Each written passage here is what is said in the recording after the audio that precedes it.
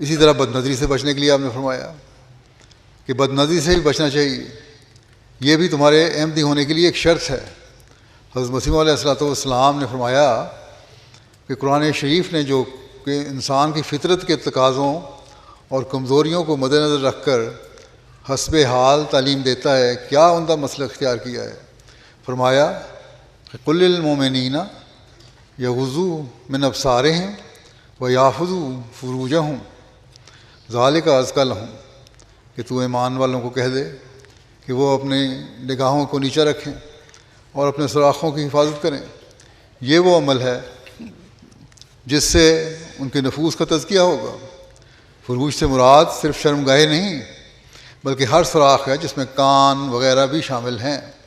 اور ان میں اس امر کی مخالفت کی گئی ہے کہ غیر محرم عورتوں کا راگ وغیرہ بھی سنا جائے۔ پھر یاد رکھو کہ ہزاروں غلط قسم کے گانے جو سنتے ہیں کہ ہزاروں ہزار تجارب سے یہ بات ثابت شدہ ہے کہ جن باتوں سے اللہ روکتا ہے آخرکار انسان کو ان سے رکنا ہی پڑتا ہے، اگر نہیں رکے گا تو پھر برائیوں میں مبتلا ہوگا۔ بس اس بات کو بہت غور کرنے اور سمجھنے کی ضرورت ہے، کیونکہ ہمارے نمونے ہی پھر اگلی نسلوں میں قائم ہونے ہیں۔